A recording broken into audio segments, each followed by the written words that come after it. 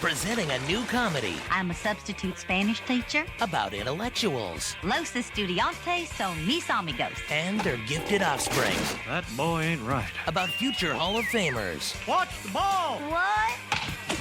and expert auto care. Ah, my head! Introducing King of the Hill, Media executives, man, they don't talk about every time y'all come on like you did to put on that dang old Melrose Place. Boomhauer ain't right. What are you doing, Bobby? Making a reality show. Who wants to marry a Texan? But he's already married. Shh, we don't reveal that until the last episode. Well, why are you filming him changing his Autolite double platinum plugs? He knows things. Like Autolite is the official spark plug of NASCAR. It's part of what makes him a great catch. Autolite, it's time to change your plugs. Dad, how about voting somebody off the driveway?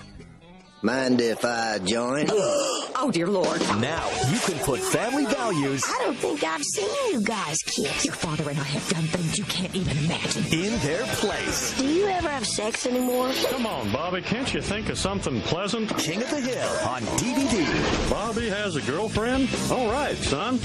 She's real, right? I mean, she's not imaginary or on a cereal box or anything, is she? From the creators of Beavis and Butthead, What about my supper? I left a carton of cigarettes on the table. Score! Mr. Strickland got up under more balls than a midget hooker.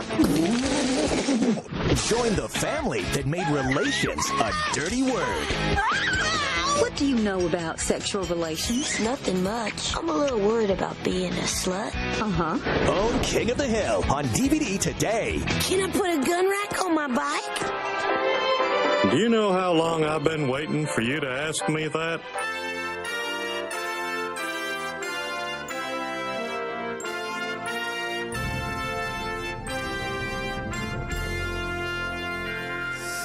Sitcom, all ye faithful, a Christmas podcast special, where for the third time I discuss 25 Christmas sitcom episodes. Please come and listen every day up through Christmas. I'm sure we'll feature Jeannie, the Tanners, and Nell Harper, Chandler Bing, Mr. Roper. It will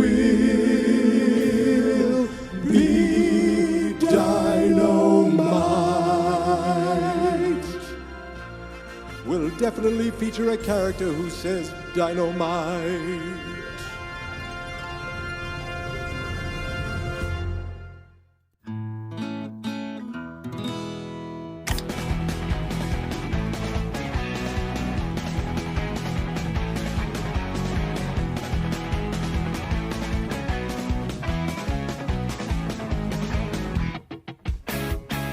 Happy Saturday night, everybody, and welcome back to the 23rd day and the last Saturday night of Sitcom, Are Ye Faithful?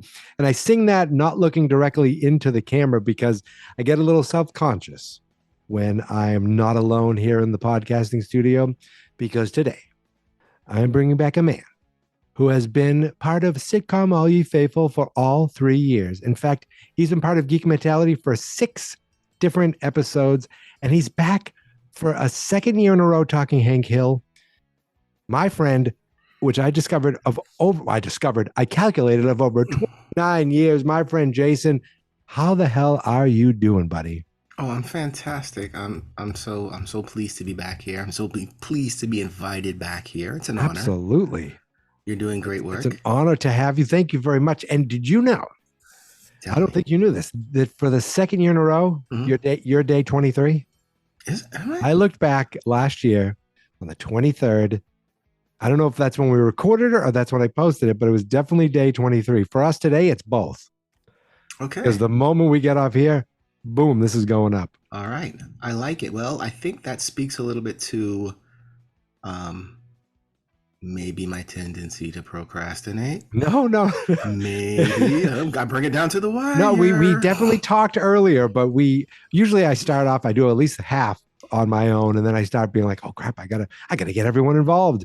And you were busy with quote unquote work up until yesterday, which now hopefully you're on vacation for the rest of the year. I am on vacation. I'm very excited about this. Me too. I'm very excited, and I'm also on vacation. So we calculated that today, the 23rd, would be the optimal day to do the recording. I think that's exactly how we spoke as well. That's exactly how he said it. Tone. That's the tone in which we used. Yes, zoinks. Yeah.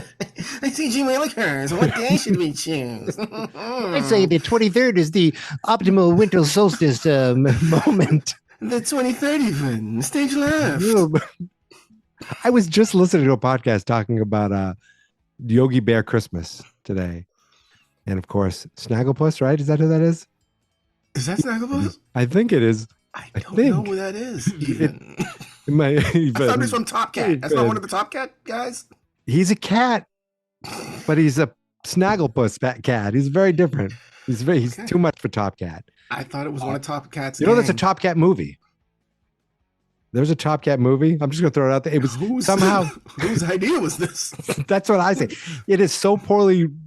Like, if you look it up, somehow it was on one of those free Roku channels, and it found itself on my television. And it was. I'm watching decision. It, and I was like, "This looks like a final project in a college animation class." It was pretty bad. But you know what is good animation, even though it's old-fashioned 2D animation? Look at that. See that we bring that now. We bring it back. Bring it back to King of the Hill, because today we're talking for the second year in a row, King of the Hill. Today we're talking season 5, episode 8. 'Twas the Nut Before Christmas. Get it? Nut. And I have a little a synopsis of the episode that I wrote down. I'm going to say to you right now. Bill, depressed that he doesn't have any mail during Christmas, jumps at the chance to help answer letters to Santa and buy gifts to those in need. He gets so into it that he opens up pretty much a Santa's village in his front yard, a full carnival. And he even keeps it open after Christmas, which ends up leading to some unexpected, well, to Bill, it's unexpected trouble. This episode originally aired December 17th, 2000. So we're talking 23 years ago, which is shocking. 23, the number reappears. Oh my God. It's meant to be. Jim was right. Jim Carrey was right. Wait, I forgot. It's the 23rd and it's 23 years ago. I thought you were referencing the movie. No. A movie I've never seen, but I haven't either. But now I feel like we have to see it. Maybe we'll see it. We'll see it after this. 23 years ago for the 20s. We'll be doing it. And wait till we do this in 21 years from now. This will be, 20 years from now, because we've already done a third year. Doesn't matter. I'm not editing that out. This episode, Jay, I admit. So last year we talked about King of the Hill, and I said, this has passed me by. I missed it. I need to go back and watch this show. And I've watched 0 episodes since I said that until this morning. Actually, no, I think I watched it once yesterday and once today. I watched my second full King of the Hill episode, this episode right now. And I have to say, I chuckled many times, but I laughed out loud 2 times in this episode. I have them noted here. And both times were lines from Peggy. Oh, okay. Yeah. So she had a couple good lines. She had some good zingers, both at Bill's expense. But shall we just kind of go through the episode? I took copious notes, just kind of walking through everything, pretty much everything that happens in this episode. It starts off where Hank is with his friends, and I love that he explains to them that he has this specific size area that he has set aside to hide Bobby's gift. So that's the only criteria of what kind of gift he wants. Something that size that fits in there. Yeah, he wants the guys to take, keep an eye out. Right, keep an eye out for something that size. Bill says, what did he say? It must be so nice to spend time, or to the magic of Christmas with children. What's it like? And Dale doesn't catch the pick up on the fact that Bill is depressed as he seems to usually be. Mhm. He's like, oh, it's wonderful, but it doesn't even match the fact that you can do it all year round with your children. Bill just goes to leave, and Hank sees how sad he is. It's interesting because that's also a play on the fact that Dale's son is not really his son. Either. Right. That is the truth, right? So Hank is the only one there with an actual, child, biological child. Is the friend? So I know Bobby has two friends. He has Claire and Connie and Joseph. Oh, Connie and Joseph. Is Joseph Joseph is Dale's son? Yes, you can see by the resemblance. Sure, right. Yeah, exactly. That's right. I remember Dale's talking about son. That. So yeah, and Bill is like, oh, the look on a child's face on Christmas morning. What's it like? So, and of course, then Bill goes to leave, sadly, but Hank notices it and invites him to go spend some time with him and run some errands. Basically, just go to the post office. And he says, you can put a $5 bill in the change machine. It'll be like being, playing the slots. I don't think Bill, he doesn't seem too receptive to it at first, but he does decide to go there. And that's where he's like, wow, I haven't had any mail, not even a letter in 6 weeks. Not even a bill? And it's too early to get your bills online. Yeah, I don't know. I mean, maybe he's just sad. Yeah, maybe he doesn't get anything. Maybe he just gets nothing. A bill, that's a good. I didn't think of that. But they discovered that there are letters to Santa. That he sees a bag of mail. He thinks maybe some of his mail might be in there, but it's actually letters to Santa. And usually people will take a letter out and fulfill like a needy kid, get him something. Mm-hmm. Bill loves that. He jumps at the idea. He's very into it. Hank even takes one, and Bill, I think, takes a bunch. We cut over, and there's one thing I found funny because it wasn't funny, where Peggy's looking for her tape, and Hank goes, "You fall for Dale's beard tape every year," and he's genuinely finds it funny. Dale's like, "Ha!" He goes, he has a Santa beard of tape. And Hank was like, ho, ho, ho, like he's eating it up. He loves it. Like, think that's funny. Bill's there too.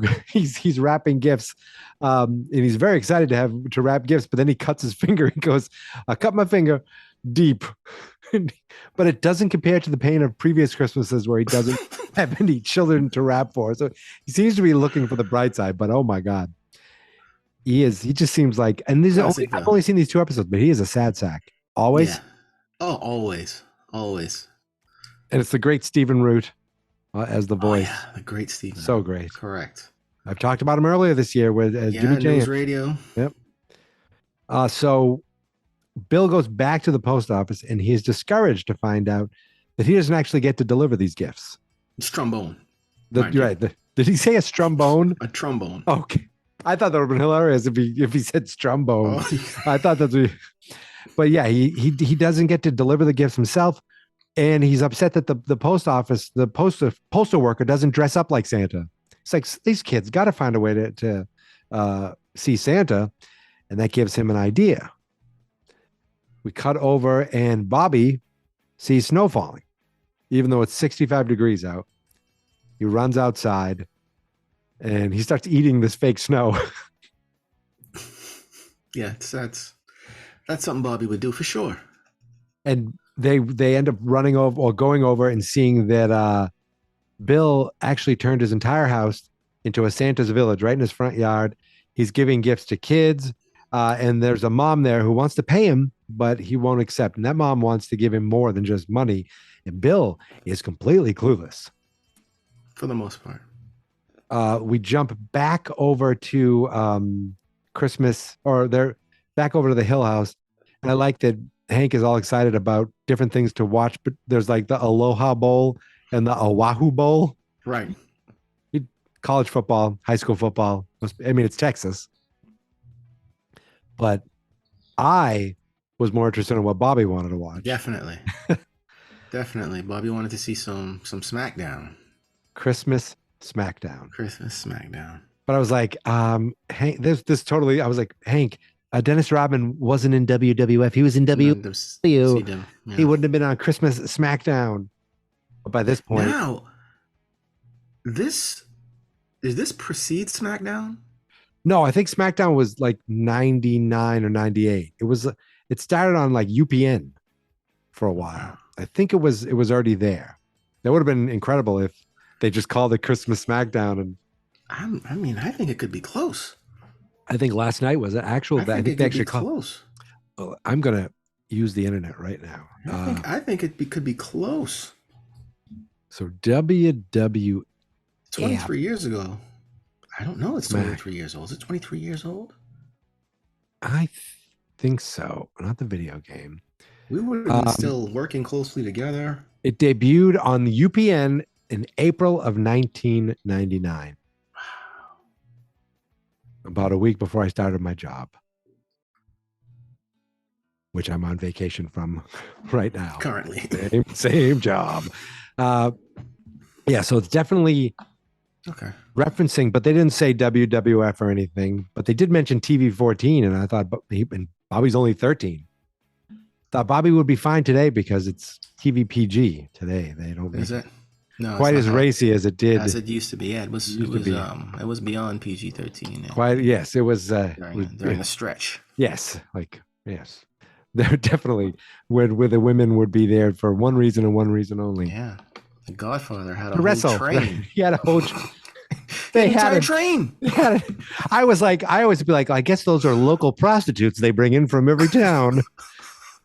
Local working girls. Oh, good times. So we find out that Bill's Christmas Village is getting bigger and bigger, and it's very popular around town. Like kids love it. The kids love it, and Bobby can't. The Hills can't even drive. There's so much traffic.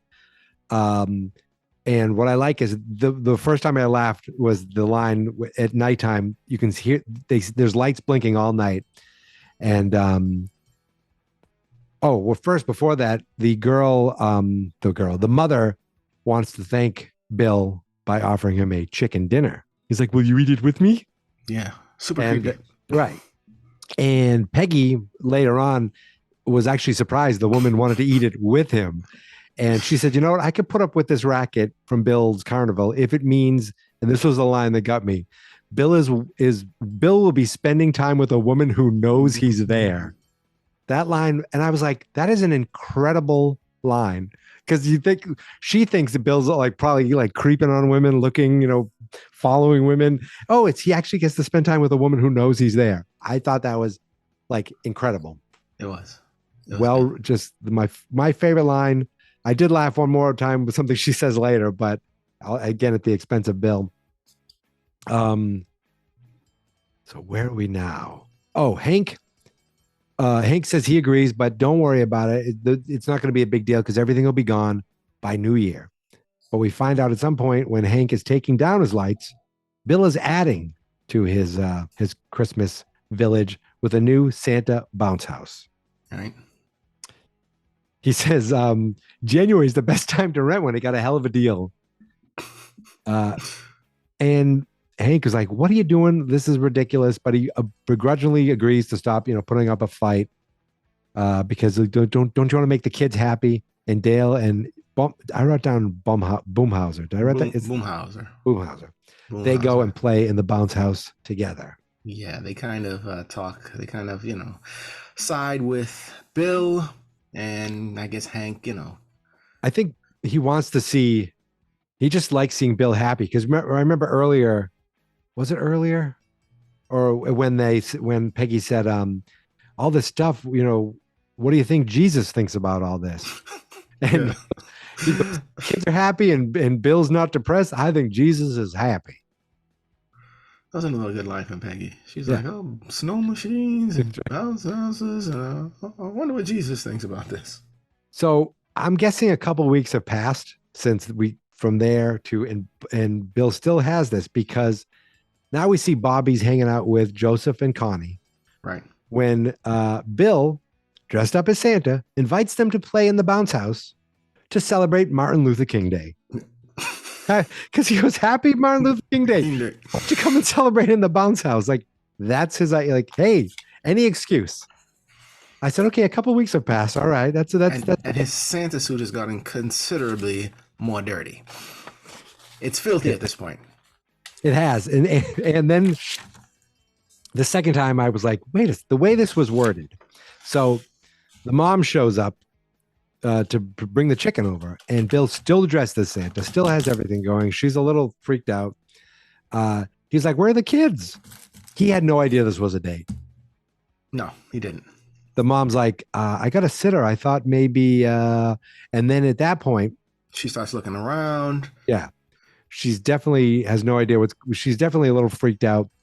And then this little guy goes, all right, I'm headed out. And he goes, all right, see you again at 9 a.m. tomorrow. So he obviously has this guy, this little person dressed as an elf working for him. He says he comes with the bounce house, but it's what he called him. He called him, and it's Bill's words, the Arlen Midget, meaning that this man is known as the only little person in town, and that is like his title. He is the little person of the town. Oh, that's right. Arlen Midget. He comes with the bounce house. And this woman completely is like freaked out.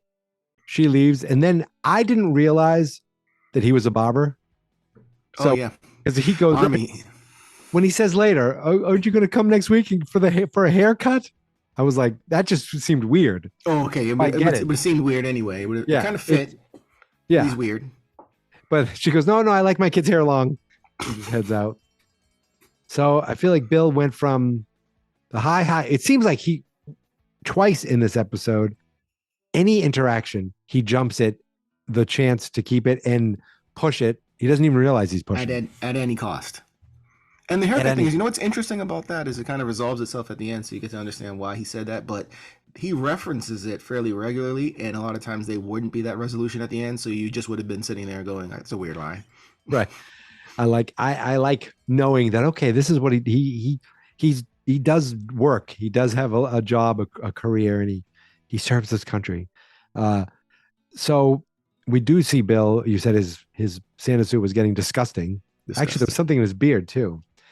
And he heads over to the laundromat, where he doesn't obviously know how to even do laundry because he shrunk his Santa suit. And you think, well, that's the end of him wearing it.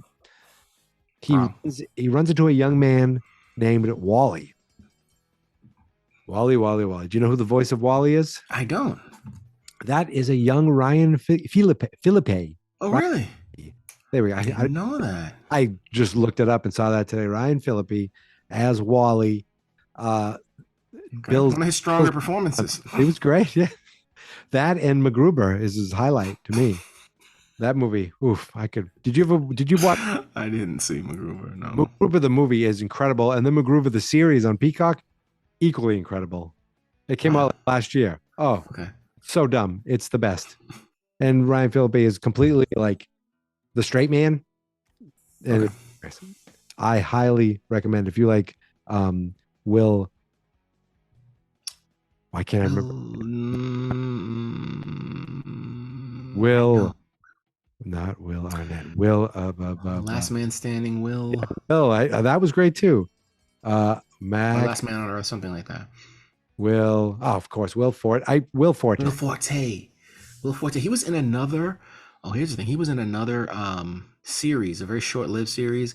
It was on a platform. It was like a vertical platform that was around for a very short period of time. Quibi. Where they find something. Series. They find money on the wall with the house flippers. Right? Was it wasn't it D from Sunny in Philadelphia with him? I thought.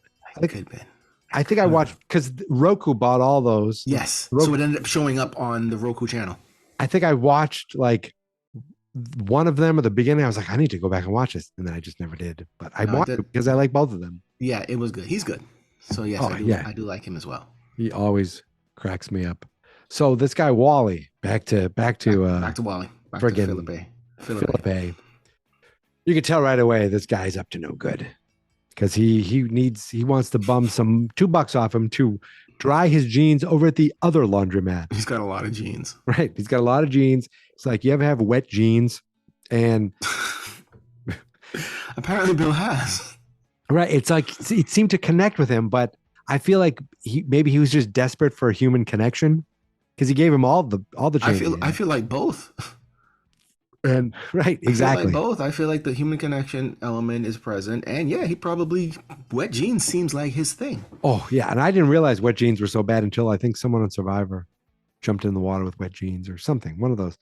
I've seen it somewhere in a movie or something where, wet jeans. Wet jeans is terrible. I've never tried to swim with jeans. I've gotten wet jeans. It's because I get too excited sometimes when I wear jeans. It happens. It's got a very weak bladder. It's exactly, yeah. Ooh, that's why the camera only stops at my Thank you. Nips. Appreciate that. So appreciate that. So we jump back to the usual hangout with the guys drinking outside, but this time Bill shows up and he still has that Santa suit on, even though it's kind of gross. The colors have run and it's shrunk. He's still wearing it. And Hank had a pretty good line. It was, I sent you the gift. What the hell was it? Oh, he said, even Troy Aikman takes off his uniform after the Super Bowl. Yeah. How do you know? It's like, how do you know? Hey. Oh, and then he finds out, he goes, you should take that girl out. I forget where, but take her to, take her someplace. He's like, oh, she's gone. Yeah. Seems about right. Yeah. Of course she is. Bill, back at his house, he hears people laughing outside, finds out that it's me, Wally, the little boy from the laundromat. So now how did Wally know, though? How did Wally know? See, at the laundromat, he said, oh, I'm Bill. I'm the something street Santa. Like he said the name of the street. That's how he explained himself as that Santa. And I was like, he did. But even so, how do you know that's exactly where to hit him? Oh, beyond that. I think beyond that, it's like this guy knows him. He's been spying on him and knows all his weaknesses. This guy's a good con man, a good confidence man. He knew exactly what to do to get in there. He's like, oh, this guy is hard up for any human interaction. I will be his son. Wow. And he has other friends like, can you give me money? His other friends say, they're hanging out, drinking. They're not as smoking. Smooth. Yeah, not at all. Hank sees this guy. Oh, the next day, Hank sees someone ran into his driveway. And then he goes over. He sees Wally is hitting on, I don't know the girl's name. Is it Luann? Yeah, Luann. So Luann doesn't live with them? She does. Oh, okay. So that's there. I thought it was across the street in the pool. I was trying to figure out the whole. It's theirs. Okay. So yeah, he came across and he tried to make a citizen's arrest, etc. Right. He's like, I read that this was referencing he actually did make a citizen's arrest in some other episode. I read something about that. I may or may not have seen that, but King of the Hill, not out of the character. Yeah, in the King of the Hill wiki that I found. But Hank's a citizen's arrest guy. Yeah. Yeah, he seems like that kind of guy. Yeah, 100%. And he says to Luann, like, why don't we jump in the pool and see what floats? Stop trying to read my t-shirt. Right, stop trying to. That's a great line. Like he sees his eyes, and that's what she thinks. That's too funny. So yeah, Hank confronts the guy. Wally shows his keys, that he has keys, and that night, so what? I think Bill's like, yeah. Doesn't Bill tell him, he gave him the keys, or he's like, fine, sure. I can't do anything about it. That night, Wally and Bill are together, and now he's really like, you could tell. I knew this wasn't on the up and up, as he says he bought Bill a belt sander, but he's like, I haven't been honest with you. I told the man at the store that I was buying it for my dad. I mean, Wally's good. Yeah, Wally's exceptional. And Bill is complete, like the depression that he was in for a minute because the woman was gone is all wiped away because now he's in heaven at this point. He can be a dad. He's a dad now. He's got a family of his own. Yep. And he hangs out at right outside the bouncy house, selling beers to kids. Bobby and his friends show up. Oh, earlier, Bobby didn't want anything to do with the bouncy house because he's no kid. Right. Even though his dad blocked the channel guide and won't let him watch Christmas SmackDown. Now he sees this guy, Wally, offering him a beer. And he's like, well, he wants to be a grown-up. And he had a great line here. Do you remember what he said here? Where they go, he pulls the beer up and it's huge. He goes, whoa. I usually drink only 30 ounces. Drink the ouncer. I was like, oh, that's so great. Yeah, that was good. And then they're in the bounce house, and he's like, we could do this every day when we're grown up. They're all drunk. Hank shows up. He's like, hey, Dad. Oh, Wally tells him to if you want to get rid of the shake it off by bouncing around. Yeah. Hank shows up. Bobby says, hey, Dad, I like beer. And then he throws up everywhere. Hank grabs Wally. What? I'm done with this crap. Wally blows smoke in his face. I like, Hank, you need to slug this guy. But he doesn't. He barges into Bill's house to yell at him. And he says, we're trying to raise kids in this neighborhood, good kids in this neighborhood, not the type of kids who wouldn't kill their parents in their sleep. Bill had a great comeback. He said, Wally would never kill me. He told me so. Yeah, he told me so. And then he said, that's the kind of communication is very important in a father-son style relationship. Not a father-son relationship, a father-son style relationship. It's like, I didn't realize the show had this sharp these little lines. It's really good. It's really good. Yeah, this was a good episode. No, I'm you're 2 for 2 with these King of the Hill episodes. I mean, it's easy. I get, yeah, when they're good shows. It's easy. It's a good show. So it's at this point, Hank sees the belt sander. And he's like, that looks an awful lot like his. And Bill's like, no, he bought it for me. And he looks at the, this is great. He looks at the serial number. He says it matches the serial number in the card he carries with him in his wallet. He carries the warranty card of his belt sander with him wherever he goes. Yeah, it's everything about that is very Hank. I mean, the writers do a good job of keeping these characters consistent. This is who they are. It's not at all, it's not at all unusual that he recognized the belt sander. Right. And this is the type, having the warranty card is something very important to him, it seems like. Oh, absolutely. Warranty cards. I'm sure he's got probably a dozen warranty cards there. And probably the ones that aren't there are somewhere safe at home. There's no library card in there, just all the warranty cards. All his warranty cards. So yeah, it's very Hank, and he's gonna be able to even recognize his belt sander on sight. Absolutely. And he takes it, and then Bill finally confronts Wally. But even when he confronts him about that and the warranty card, and he goes, probably shouldn't sell beer to kids, Wally doesn't want to admit anything and actually gets upset with him. And the next day, Bill shows up. He's mad at Hank. He blames Hank because Wally's gone. And here's where we get the best line of the show for me this episode. This line came from Peggy. I quoted it. I wrote down, poor Bill. He probably shouldn't be alone, but he will be. Yeah. I was like, she doesn't care. She doesn't give a shit about Bill enough to want to spend time with him. It's like, you know what? But he will be. I actually wrote next to it LOL because I did. I LOL'd. You did. You LOL'd on that. So back outside. Oh, drinking. They're drinking again. Bill's out of his costume. That's out of his Santa costume. And Dale thinks he solved Bill's problem. Do you remember what he said to solve the issue? No, I know. He said, well, Bill wants a kid. Hank's your... Oh, yeah, no, yeah, absolutely. It was Hank. It's been established already that he's got a small urethra. So that's a callback from previous episodes. So it's, it's pretty much common knowledge in the universe there. In the Hilliverse. In the Hilliverse, yeah. So, yeah.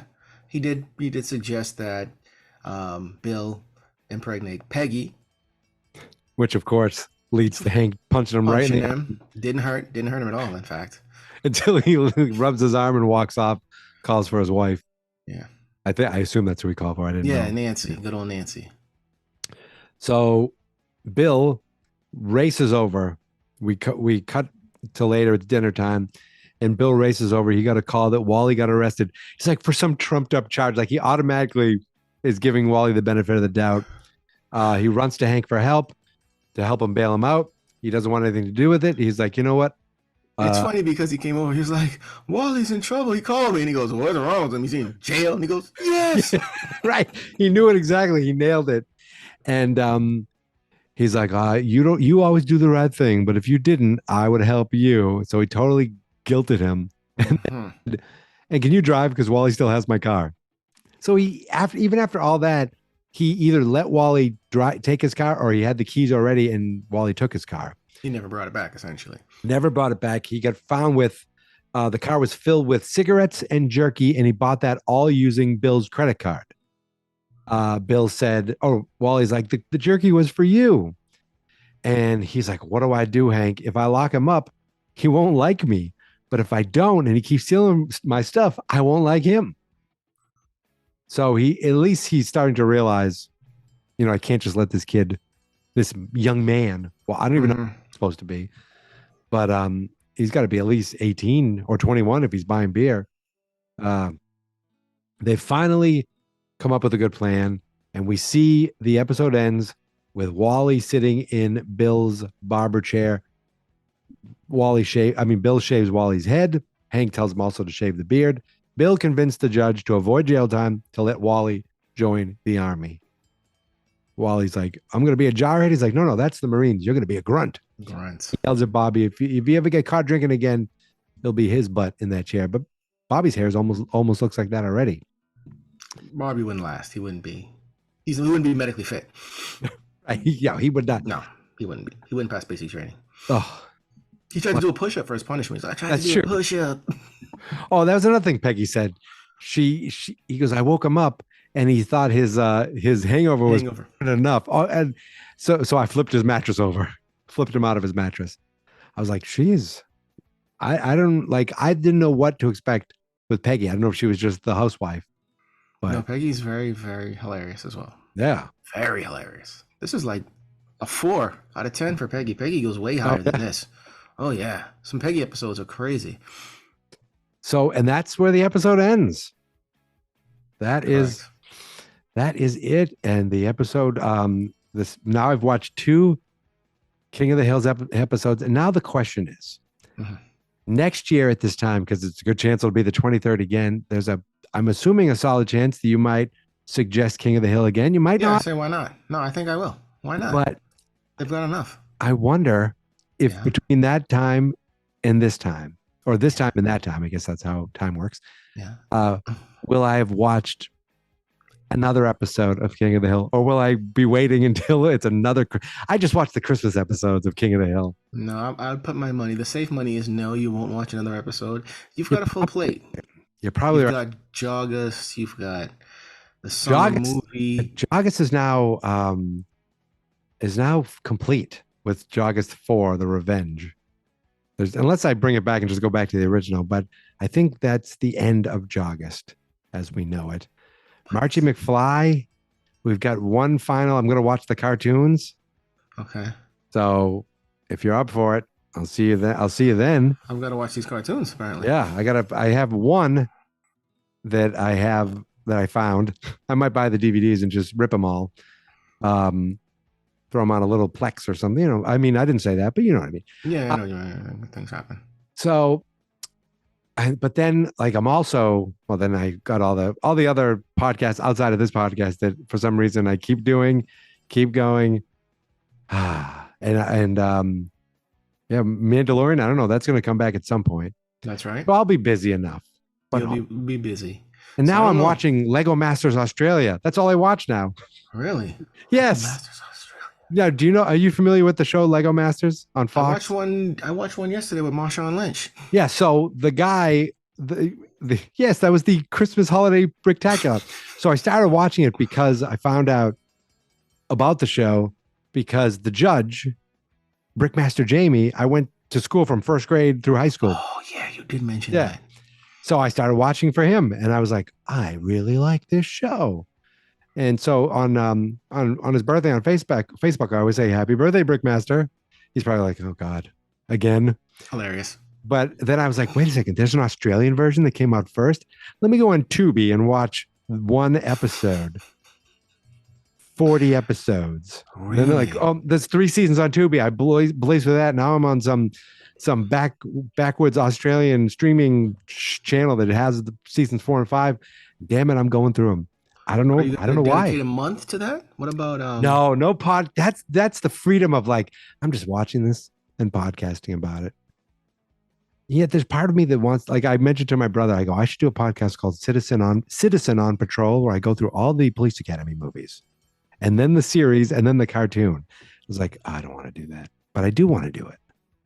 I don't, and I do. And now I'm like these, even though it's still the audio, I'm almost more into the YouTube numbers than I am the podcast. Okay. Because every episode now, I didn't realize this. You could take, so the podcast, you get like an RSS feed and you can put it, that's how you send it to iTunes and all these different things. And it just shows like it updates whenever you add a new show. You can put that on YouTube and it automatically generates a video. So that's why, like, for the last month or like the YouTube, the fans not experts on YouTube, everyone knows about that. Like it gets a video every day now. It just automatically posts. Like maybe 10 minutes after I post it, it shows up on YouTube. And I'm like, yes, people actually find it there. People actually are commenting on Give Me a Break. Oh, well, just so you know, yes, to give you some feedback, I have been listening via think I may have only gone through Spotify once, but I've primarily been on YouTube. Oh, thank you. See, it's working. To quite a few episodes. I listened to the Give Me a Break. That was excellent. Great job. Thank you. I'll pass that on to Eric too, unless he's listening. Yeah, but fantastic. Great work. It made guys. me like, I thought Nell Harper was going to be so much more likable. Yeah, that wasn't the case. No, you're right. All that information was incredible. I mean, who doesn't like Joey Lawrence? Right. But I mean, even on the show, and never mind like the real life stuff, I'm like the character on the show, I was like, she is throwing a temper tantrum, smashing these. He's a police officer. He needs to work. I mean, sure, kids shouldn't be babysitting someone on Christmas Eve, but yeah, interesting stuff. I mean, thank you for finding it. I did listen to a couple. What I found interesting thus far, many things. Yes. Oh yes, please. What I found noteworthy thus far is you've mentioned one Mr. Gordon Jump more than once.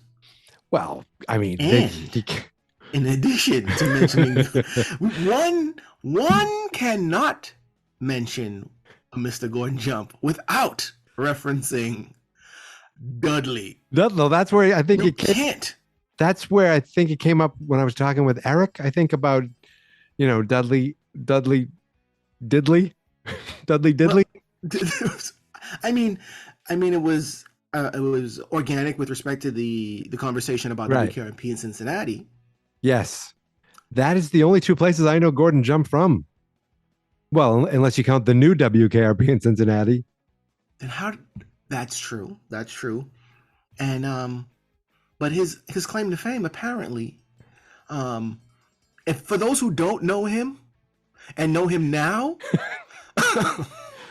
you would go. Yeah. There's a footnote that apparently Mike has created to be a headline with respect, and I'm here for it because you know what? That made a very big impact on me, and I think it's even podcast worthy. I think you should have a series that talks about uncomfortable, awkward episodes in sitcoms, dealing with adult subject matter inappropriately. See, I like that. That would be like a very special episode. That's the name of the show. I think a lot of series have those. Oh yeah, I think a ton of series have those. There was so my cousin and I, we had this whole idea for a podcast. We came up with the name. We came up with the concept. I don't think we ever recorded one episode. I even wrote a theme song. It was the show was going to be called The Darkest Episode. Okay. All right. But the difference is that they weren't real. So we were we assign each other a show and you'd have to come up with what would be the premise, the darkest episode, like the worst. And yeah, we had some real bad ones. Because that seems like it would be fantastic, but it also seems it would be more challenging. Than finding and watching and reviewing. Yeah, the one I was most proud of was the show was called Just the Eight of Us. So the whole show doesn't exist? No, the never happened. None of it happened. So I thought the show exists, but the episode you would create. Well, do you remember Just the 10 of Us? No, I remember 8 is Enough. Oh, see, there was a show. This was a show. There was a show called Just the 10 of Us, where it was Coach Lubbock from Growing Pains went on to have his own family with 8 children. Mm-hmm. So my idea for the darkest episode was the reboot, and it'd be called Just the 8 of Us, where the 8 children need to solve their parents' murder. So that's why there's only 8 instead of 10. It fell flat with my cousin too. It's just, I'm still proud of it. I'm going to go to. No, I like it. I like it. We had. But do you need to at that point create an entire episode? Oh no, we would just talk. Would just come up with the premise, the ideas, like pinpoints, talking about that show. So this is just not a series. This is one podcast. Oh no, yeah, where you guys go through a bunch of different. Every episode would have been talking about one show each. Like, this week, you have Golden Girls. What happens? Which one of them dies, or something like, something like that. We'd come up with, and we were like going so bad that we're like, yeah, we're going to put this on a separate feed and not use our names and just see if anyone notices. But it never happened. Okay, never did. All right, I think there's a lot of potential there. Very similar to that idea. But yeah, I'd like to hear you talk about that episode where Dudley and Arnold get pseudo molested. I'd like to hear that, and if I forgot to kind of pitch an entire series just so I can get to that episode, right, just to that episode 100. That's what I'm going to do. I want to hear that episode. So I'll be like, in my mind, I'm like, how do I get Mike to do this? Oh, yeah, I got a great idea. Little known fact: Gordon Jump would go to different stroke fan festivals and sign bicycles. Listen, I made that one up. I made that. That was a tremendous. He should. It was tremendous. It impacted me greatly.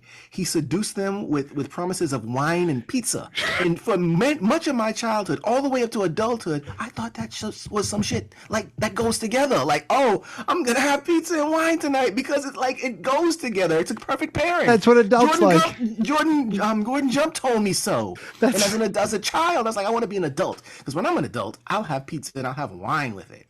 Mm-hmm. Because that's what adults do. Because adults want that. They liked it. Dudley and Arnold liked it. They were like, "Oh, this is good. This is good stuff." Yeah, I forget. I feel like I've seen that. I forget what else. And they took their shirts off. It was wild. I want to hear this episode. I want to hear it. They went in the bathroom when they came out shirtless.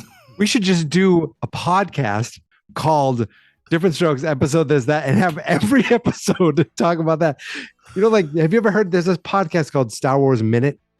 There's all minute where every episode they talk about 1 minute of Star Wars. They'll talk about what happened in that minute and then kind of expand on that. And I like it. And I'm just doing 1 minute of that particular episode.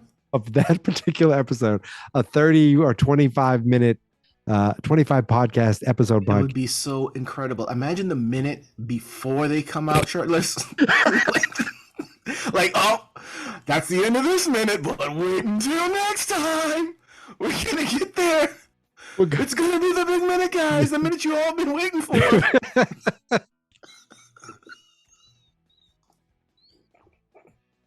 Oh, my God. Will Dudley, will he come out? Will Dudley still be able to wear white at his wedding? We're gonna see. We're moments away from Dudley's abs. It's Arnold that figures out. Arnold's like, wait a minute, I'm not for this. Dudley's like, man, this feels right. I'm gonna pass out. Arnold is immediately like, he's kind of like, I don't know, man. I like the pizza. I like the wine. These magazines, they're all right too. Dudley's like, man, all of this is good. He's like, man, but our shirts are off now. I don't know if I like this. There's no reason for my shirt to be off because I'm not hot. It's like we're just reading magazines and eating pizza. I don't know. I've never done this shirtless. And Dudley's like, man, I can't wait to do this again shirtless. This is what I've been waiting for. What were the magazines? Wasn't there something like? They were like Playboys. Or something. Okay, yeah. Oh my God. Arnold's holding them upside down. Dudley's like, turn this around. You missed it. That's good. That could be up someday. Dudley definitely was going to have an adventurous teenage experience because his moral compass was not quite tuned. Not there. He wasn't picking up on things. He was. No, I don't even think he was happy to be rescued. He's like, oh man. He showed up. He's like, can I still get pizza? Fine. Yeah. Do I have to put my shirt back on? I'll see you next week, sir. I'll be back. So did that guy ever get I got to find where this is streaming someplace. Man, it's a hell of an episode. And it really, I'm sure, because every time you talk about it, you've talked about it twice. It comes up. It came up twice, and I'm like, damn. Because I'm thinking, man, it's an episode I think about frequently. Almost every time I have pizza or wine. And that's the regular basis. That's twice weekly. I'm like, man, go ahead and jump, man. Go ahead and jump. You go to that's the name name of the meal. The Gordon Jump. The Gordon Jump. I used to go to Papa Gino's. Like, give me the Gordon Jump. Like, excuse me? And you take your shirt off. I'm ready. I used to wander into the bicycle shop, just wander around, wait for somebody to offer me wine and pizza. Anybody? Boy, oh boy, it's hot in here.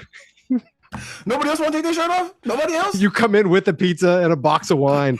My shirt in my back pocket. I got my shirt over my shoulder, but like, oh, it fell off. Boy, you got a magazine I could possibly peruse? No, not that magazine, in the back. No, there's too many clothes in this magazine.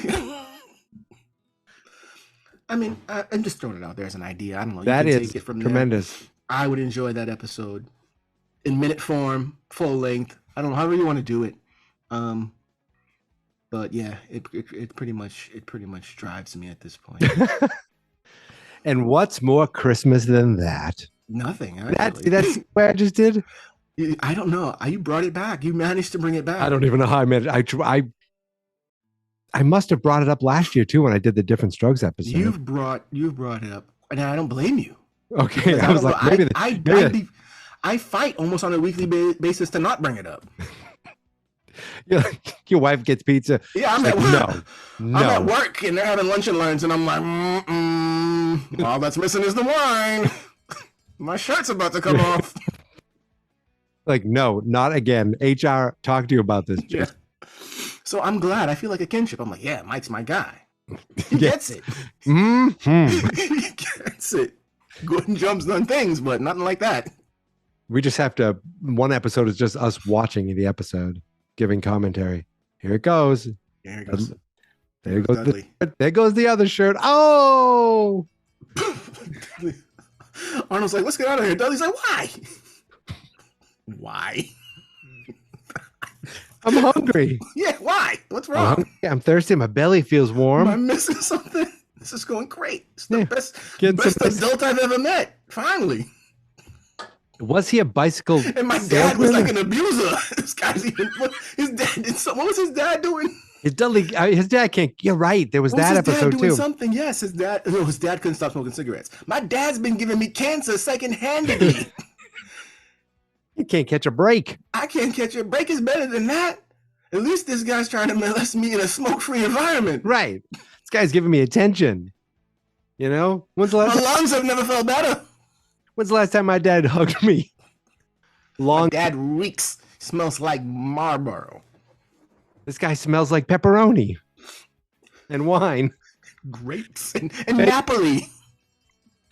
My two favorite things. Oh my God. What a great show. That needs a month. Maybe I'll do a month. I'm going to do a month of Different Strokes. I'm going to call it, is there a month that begins with D? No. What about S? No, neither one of those. September. Different Strokes September. That's alliteration. Yeah. That sounds terrible though. Different Strokes, folks, jokes. Different. Well, you can, well, the world will move to the beat of just one drum. What might be right for you may not be right for some. Man is born. He's a man of means. And it's me. Okay. Yeah, I don't know. There's They got nothing but the jeans. How about that? How about we call it nothing but the jeans? Hey, wait. Drummondvember.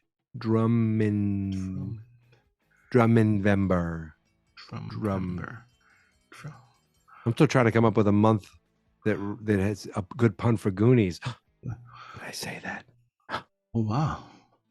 Yeah, I've been thinking about that for a couple of years though. So there's nothing imminent on the horizon just yet. Okay, all right. I'm looking forward to that. But that'll be good. Thank you. So, anything with anytime you can incorporate Corey Feldman into anything that anything at all. I could do I would be able to do a full episode on the time we went to see him in concert. So You've got Goonies, you've got Gremlins, you've got the Concert Experience. He's got a lot of YouTube videos of him dancing like Michael Jackson. Friday the 13th. Friday the 13th. Part 4, The Greatest. Dream a Little Dream. 2 and 1. There's enough there. Meatballs 4 or Meatballs 3. I don't know. He's in some bad. It was at this point, yeah. He was already on his way to bad stuff. Ooh, Corey just a podcast on Corey Feldman. Yeah. And that's the name. Like I did a Mad Men podcast and I called it Made Man. I'll call this one Feldman. I'm the Feldman. Okay. And then Cowabunga. I'll do the TMNT, the Ninja Turtles, because he was Michelangelo, wasn't he, dude? Wow, you really know this guy. You know. I mean, I don't mess around. You want to see? Clearly not. I was going to say Silver Bullet, but that's Corey Haim. Then I'll watch the episode of Alice where he's on it. He was on a little league team. Corey Feldman was in Mel's Diner on a little league team. Why do I know that? I have no idea. I don't think anybody knows as much about him as you do. That is I know. He doesn't know that much about himself. Even Mitch Feldman, his dad, I don't know what his dad doesn't even know that much. Well, what an episode of King of the Hill, huh? I mean, I'm gonna. This is what we call bringing it in for a smooth landing. You keep wrapping this up really like a really tight bow. Tight bow. The tightest of bows. Yeah, we don't have to go, but the podcast is getting ready to call it an evening. Jason, thank you for joining me again. This is one of my favorite nights in December. Thank you so much. It has been a pleasure. And this episode went places I wasn't expecting. It always does, though, Michael. And that's the best. That is the best. That's you can't just do.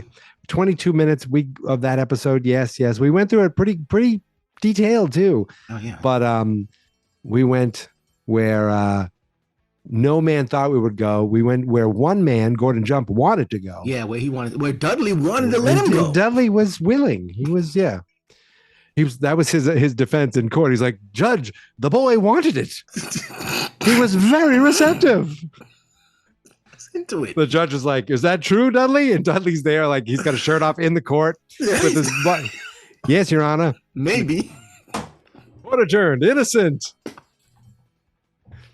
And then Dudley carries him out like officer and a gentleman at the end. Dudley, that's the end. That's the end of the that's the end of the world. That goes with the other podcast with the well, no, it's another. That's true. Yeah, it would be similar to that, though. Similar to that, right? Not exactly the same.